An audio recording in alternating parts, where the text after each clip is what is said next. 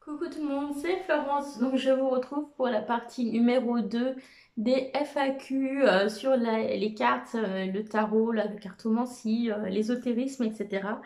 J'ai décidé de couper en plusieurs vidéos parce que c'était quand même assez long et du coup c'est peut-être plus facile pour vous de vous programmer 20 minutes de vidéo par-ci par-là plutôt que d'avoir un grand bloc de 2 heures. Voilà. Donc euh, allez, on est sur la partie 2 ici. Je pense qu'il y aura aussi une partie 3 au moins. Alors, je vais prendre les questions un petit peu dans l'ordre où ça vient. Euh, donc, on m'a demandé quel oracle je recommande à quelqu'un qui débute. Alors, j'ai déjà fait des vidéos là-dessus en fait, mais ce que je vous conseille, c'est de prendre un oracle qui vous attire, parce que c'est compliqué de vous conseiller un seul oracle et de vous dire c'est forcément celui-là qu'il faut pour débuter. On part pas tous avec les mêmes envies, on part pas tous avec les mêmes besoins. Et donc le plus important pour moi, c'est de savoir de quoi vous avez besoin lorsque vous démarrez. Est-ce que vous voulez tirer les cartes pour travailler sur vous? Est-ce que vous voulez travailler les cartes pour faire de la divination? Voilà, parce qu'en fonction de cette question, les propositions que je ferai seront très différentes. Voilà, donc je vais commencer avec des jeux divinatoires que je conseille aux débutants, puisque lorsque moi j'ai commencé, c'était dans l'optique de faire de la divination. Je vais vous conseiller, je vais me lever.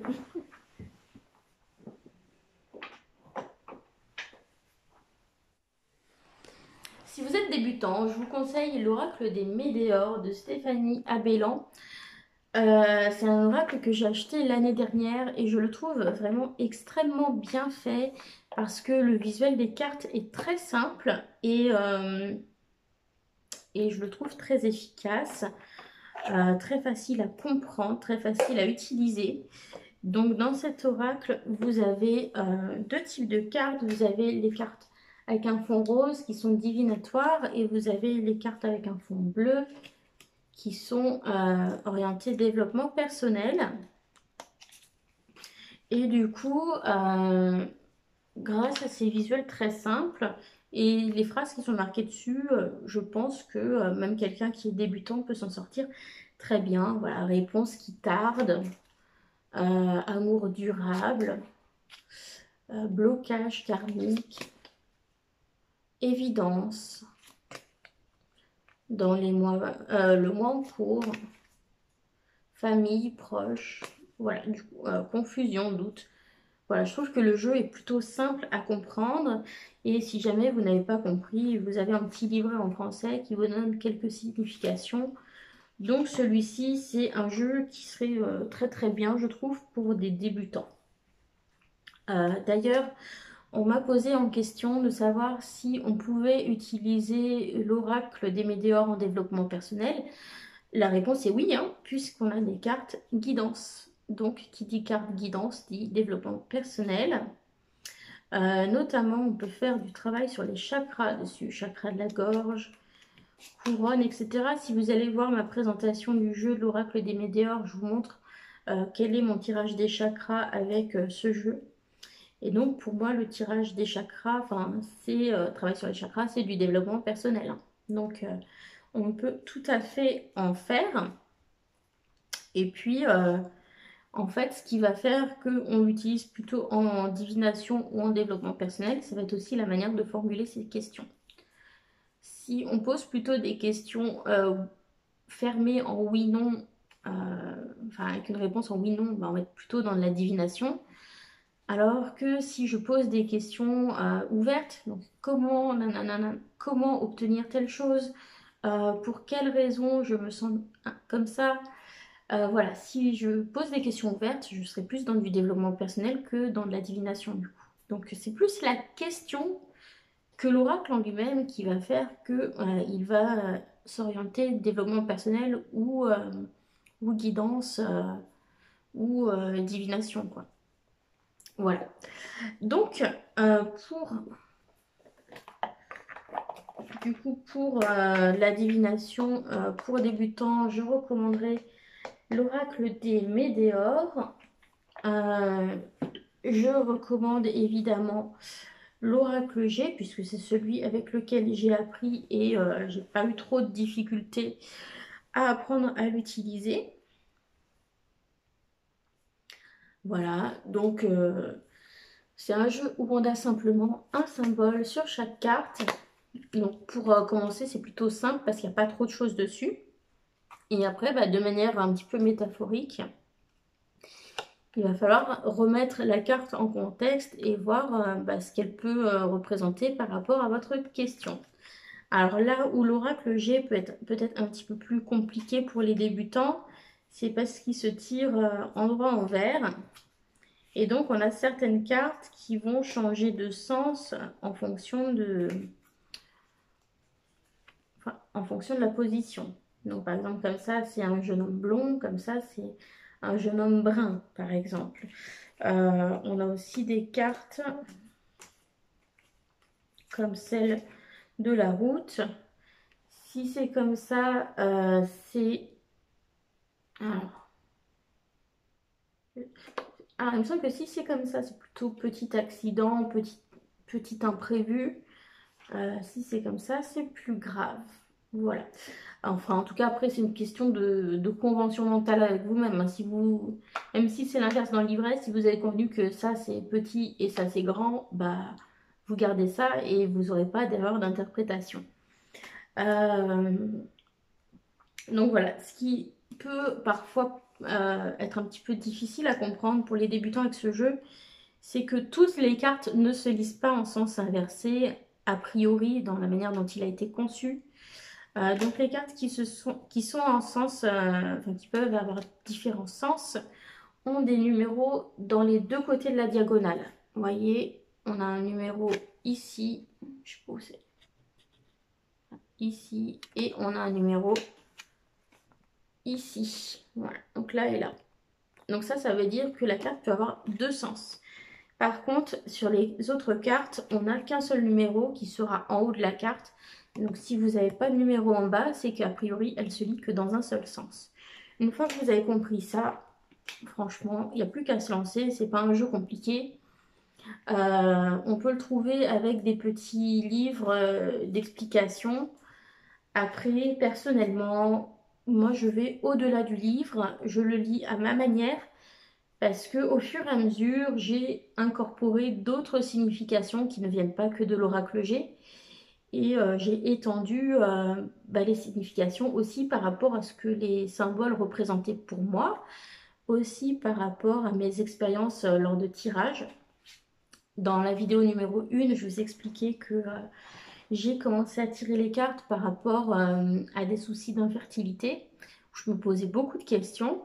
Et donc, par exemple, bah, tous les mois, je demandais est-ce que ce mois-ci c'est le bon?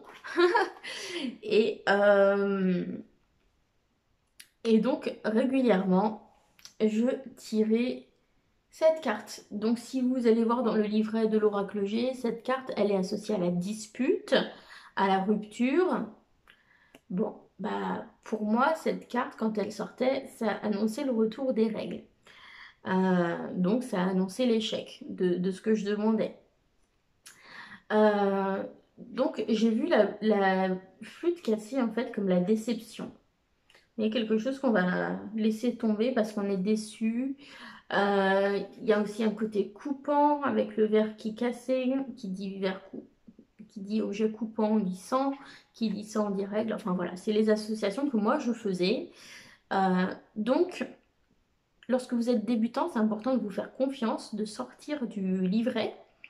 Le livret, c'est une piste mais ça ne fera pas tout. Si vous voulez vraiment que vos tirages vous parlent, si vous avez une association, une idée particulière avec une carte, il faut vous écouter. Ça, c'est un vrai conseil. Voilà, donc l'oracle G, évidemment, c'est un oracle qui a fait ses preuves, donc je le conseille tout à fait à des débutants si vous cherchez un jeu plutôt divinatoire.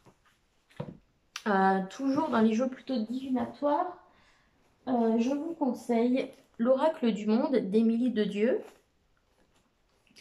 Euh, donc, il ressemble à ceci. Et il est très simple à utiliser. Donc, vous avez des petites cartes comme ça avec plusieurs mots-clés pour chaque carte. Donc, c'est un peu le même principe que l'Oracle G, mais avec des graphismes plus colorés, moins effrayants. Attendez, je fais ça. Voilà, et c'est un jeu qui est très bien aussi, comme l'Oracle G, parce qu'il il est équilibré entre positif et négatif. Donc, évolution, égarement, doute, pardon. Celui-là, c'est quoi? C'est espoir, accomplissement, union, communication, etc., etc. Donc ça, c'est un jeu qui peut être très très bien en divination aussi. Il est moins sombre que l'Oracle G, il est plus moderne dans son visuel. L'Oracle G, il est facile à se procurer parce que vous l'aurez dans toutes les grandes librairies, type Fnac, Cultura, voire librairie ésotérique. L'Oracle du Monde, par contre, il faudra l'acheter sur le site de sa créatrice. Donc ça s'appelle Soins et Guérison, le site. Donc vous tapez Émilie de Dieu, Oracle du Monde, Soins et Guérison, et vous trouverez son site et son jeu. Ça peut être un très bon premier jeu aussi parce qu'il est, voilà, il est peut-être moins effrayant. Et, et ce qui est bien, c'est que là aussi, la créatrice vous propose des tirages. Donc c'est un jeu en plus qui est assez polyvalent. Vous pouvez l'utiliser aussi bien en... Pardon, j'ai tombé une carte, je la récupérerai tout à l'heure. En développement personnel ou en divination. Donc voilà, on a ce tirage-là. On en a un autre qui s'appelle tirage de vie. Donc qui va en fait vous donner un petit peu ce qu'il y a à savoir dans les différents domaines. Donc santé, amour, famille, amitié, argent, travail. Voilà.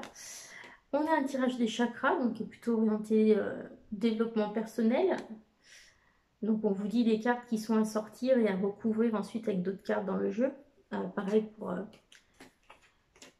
pour celui-ci. Et puis on a un tirage de l'âme. Voilà, où vous avez aussi des cartes à sortir et à recouvrir. Donc voilà, c'est plutôt simple d'utilisation. Les tirages qui sont proposés dedans sont tous bien, je les ai tous essayés. Ils sont vraiment tous bien. Ils sont tous bien pensés, ça vous donne une bonne base pour commencer. Donc ça peut être un oracle que je conseille. Celui-ci, tout comme l'oracle des Médéors d'ailleurs, sont pas mal parce que vous êtes un peu à mi-chemin entre divination et développement personnel. Vous pouvez les utiliser pour les deux, donc vous verrez bien ce qui vous convient. Voilà. Sinon, si vous êtes débutant, je vous recommande aussi le système du petit Lenormand. J'en ai plein. J'en ai plein, les petits Lenormand. On a failli assister à une catastrophe en live. Il y en a tous qui est là, c'est en haut de cette étagère. Alors, je ne sais pas si vous allez voir. Vous voyez, hop. Tous les jeux qui sont là, quasiment, ce sont des petits Lenormand. Et toute cette panière, oups, ce sont des Lenormand aussi. Voilà, donc hop, je vais vous rebaisser un petit peu la caméra. Hop, je vais sortir par exemple, allez, celui-ci qu'on trouve facilement. Par exemple, donc petit Lenormand, vous avez des symboles sur les cartes. Vous avez 36 cartes. C'est un système particulier avec des mots-clés en fait. Donc vous avez toujours les mêmes symboles, mais vous avez plein de graphismes différents. Donc c'est super intéressant parce que du coup, vous pouvez vraiment trouver celui qui vous plaît. Donc là, par exemple, on a la carte du jardin, la carte du lys, la carte de la faux, la maison, le bateau, le cœur, l'arbre, la lettre, la cigogne, le cercueil, les étoiles, l'ours, le chien, je dirais, le fouet et le balai, les poissons, le bouquet, l'enfant, le soleil, la lune, la croix, les oiseaux, le livre, l'encre, le renard, le trèfle, etc. Bon, on retrouve toujours les mêmes symboles. Et au niveau divinatoire, c'est un système que j'aime beaucoup, le Lenormand, parce que c'est assez direct. Et puis, on trouve pas mal de vidéos sur ce système, on trouve des bonnes ressources dessus. Donc, c'est quelque chose que j'ai rapidement commencé à utiliser. J'ai eu l'oracle G, le grand oracle de l'amour. J'ai dû avoir deux, trois oracles vraiment de guidance que j'utilisais avec les livrets. Et ensuite, je suis passée au système Lenormand. Alors, c'était pas avec celui-ci, hein, parce qu'il n'était pas sorti à l'époque. C'était avec le Piatnik Lenormand. Mais le Piatnik Lenormand, il doit être dans mon sac à main, là, donc je peux pas vous le montrer. Mais voilà, le petit Lenormand, je vais vous montrer un autre pour comparer. Vous allez voir, vous avez des styles très variés. Par exemple, vous avez celui-ci que vous pouvez trouver sur Amazon, qui lui est très coloré.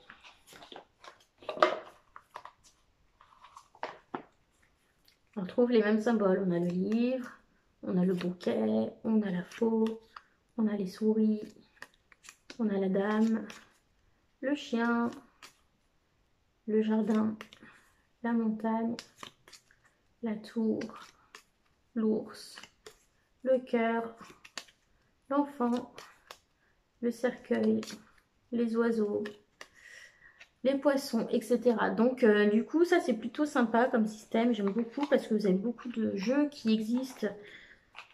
Et c'est assez rapide de prise en main. Très tôt, on peut commencer à faire des petits tirages. Donc voilà, c'est une des premières choses que j'ai commencé à employer. Et bah, ça peut être vraiment pas mal.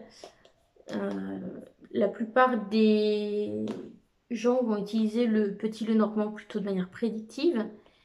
Mais franchement, il y a aussi moyen de l'utiliser en développement personnel. D'ailleurs, si vous suivez la chaîne de Célia Melville ou de Claire Duval, Claire de la Lune, elles ont créé cette année le Merry Christmas Oracle Lenormand qui vous propose aussi de l'utiliser en développement personnel. Donc ça, voilà, ça peut tout à fait se concevoir. Voilà, donc ça ce serait les jeux pour débuter. Et puis si d'autres jeux qui sont très très bien pour les débutants.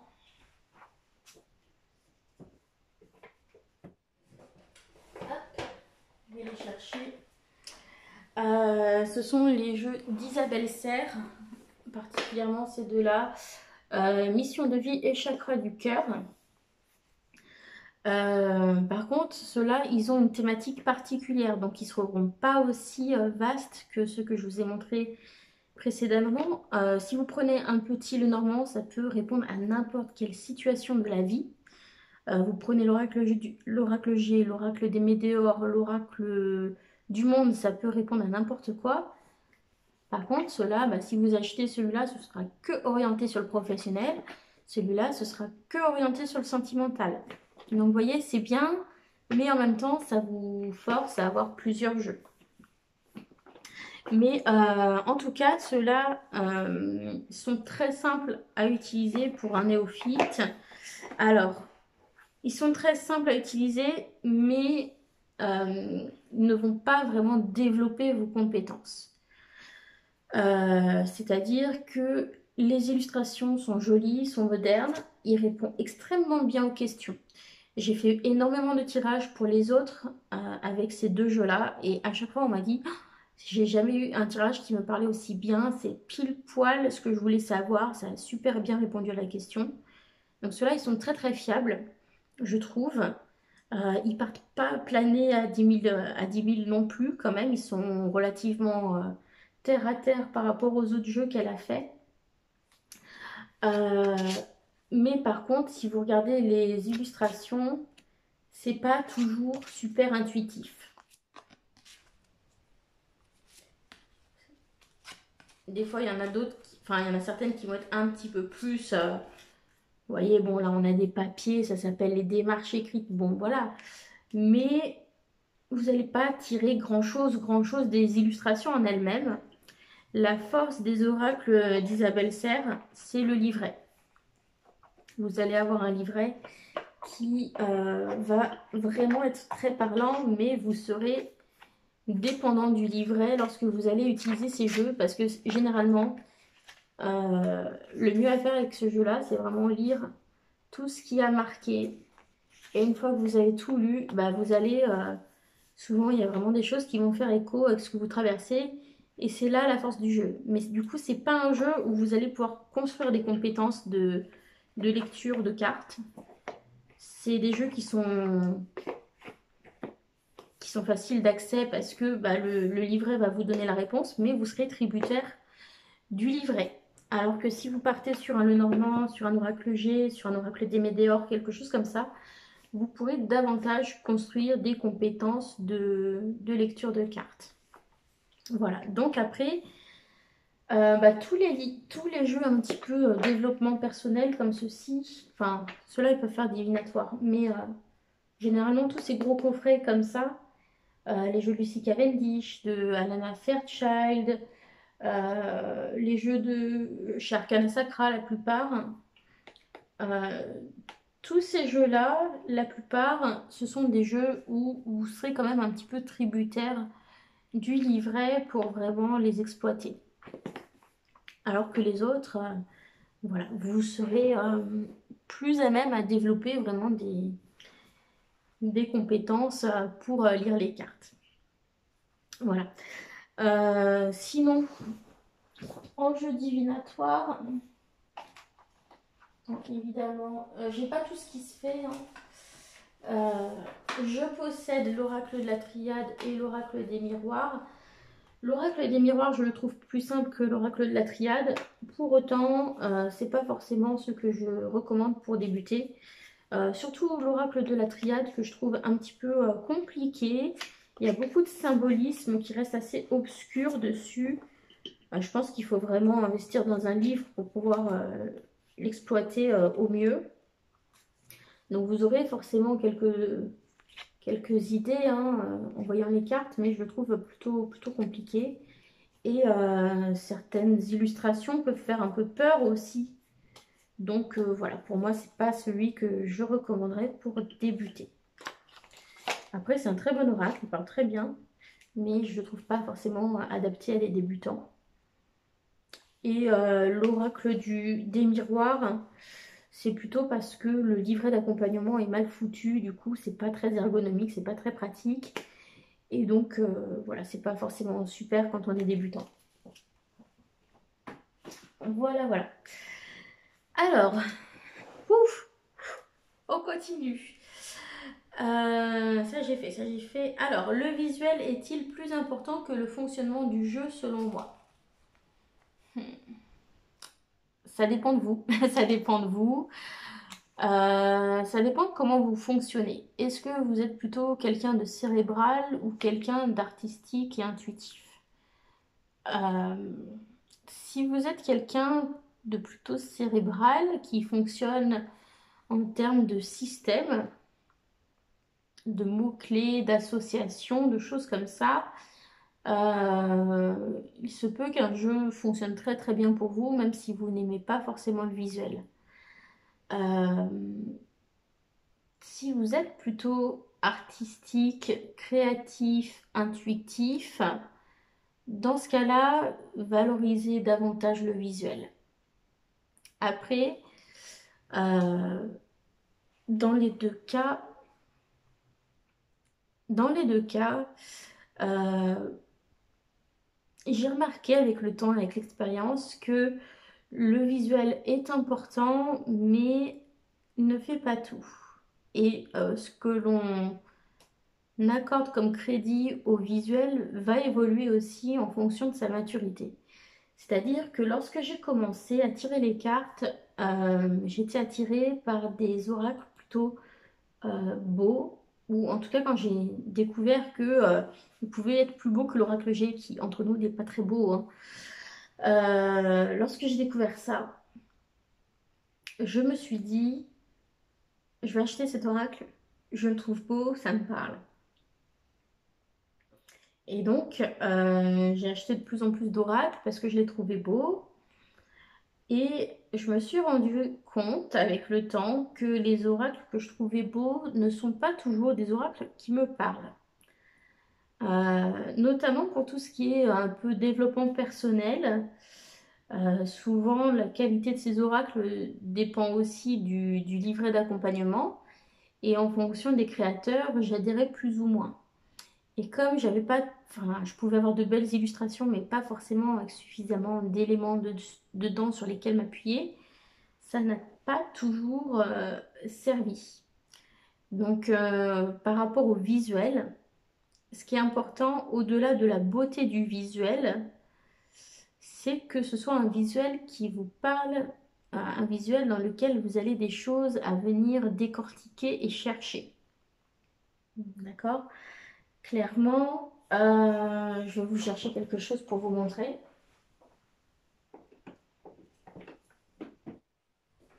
Entre ça et puis je vais reprendre un que j'avais là. Par exemple, si je reprends les oracles d'Isa que je vous ai montré tout à l'heure,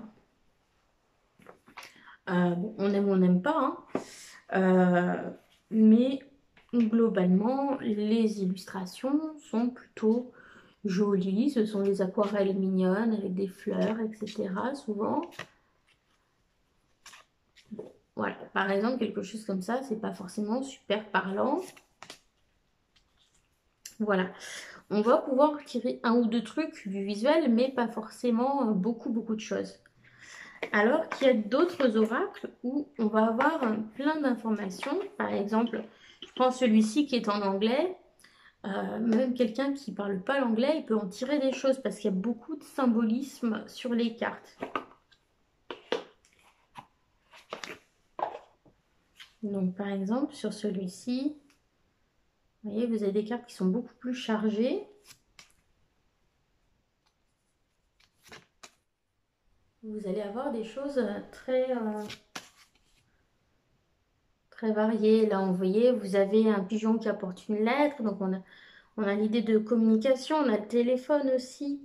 On a le bouquet avec un petit mot. Mais en même temps, on a aussi l'idée d'attendre, puisqu'on a cette horloge qui est là. On a le chien qui attend à côté de sa maîtresse. Donc peut-être voilà, l'idée de nouvelles qui se font attendre, d'un message, d'une réponse que l'on attend, etc. Donc je trouve que ce genre d'oracle est plus parlant que d'autres. Donc voilà, ce qui est important, si vous accordez de l'importance au visuel, c'est de ne pas se baser uniquement sur l'esthétique, sur le fait que ce soit beau, que ça vous plaise, mais que ça se baser sur le fait que ça vous parle. Voilà. Et si vous débutez, trouvez quand même un jeu qui vous donne envie de l'utiliser, où le visuel vous plaît suffisamment. Parce que si c'est pas quelque chose qui vous attire, vous allez vite laisser tomber. Voilà, donc il faut trouver un juste équilibre en fait entre le visuel et le fonctionnement du jeu. Euh, Par exemple, je vous ai parlé tout à l'heure du Petit Lenormand. Le Petit Lenormand est un jeu qui repose sur un système, tout comme le tarot. Euh, donc évidemment, s'appuyer sur le système, c'est ce qui va vous donner votre base, c'est ce qui va vous aider. Mais c'est important que vous choisissiez un visuel qui vous parle aussi parce que ça vous permettra de combler peut-être les petites lacunes si vous n'avez pas forcément mémorisé toutes les cartes. Ça vous donnera envie de le sortir, le jeu aussi. Donc que ce soit au niveau des tarots ou des Lenormand qui reposent sur des systèmes, dans les deux cas, il en existe beaucoup, beaucoup de représentations différentes. Vous voyez, j'ai ces deux-là. Dans le style de l'oracle des visions que je vous ai montré, il y a celui-ci. J'en ai qui font très anciens, comme celui-ci. Enfin, j'en ai pour tous les goûts. Et du coup, ça me permet voilà, de jouer avec mes envies, etc. Après, sur le Petit Lenormand, c'est vrai que c'est pas forcément un système où je vais beaucoup m'appuyer sur le visuel, je vais plus m'appuyer sur le système. Euh, Dans le tarot, je vais aussi plus m'appuyer sur le système que sur la représentation en elle-même. Après, si j'ai quelque chose de très éloigné du sens de base, je vais me laisser porter par cette illustration. Mais globalement, je vais m'appuyer sur le système parce que je suis quelqu'un d'assez mental. Voilà, on va dire ça comme ça. Par contre, sur des oracles, quand on a un oracle, il n'y en a pas deux qui vont faire la même chose, qui vont dire la même chose. Il n'y a pas forcément de point commun entre eux. Donc là, je vais me laisser porter par les illustrations. Donc tout dépend de ce que vous choisissez. Voilà. Allez, on va couper là et on va faire la vidéo numéro 3. Bisous à tous. Bye.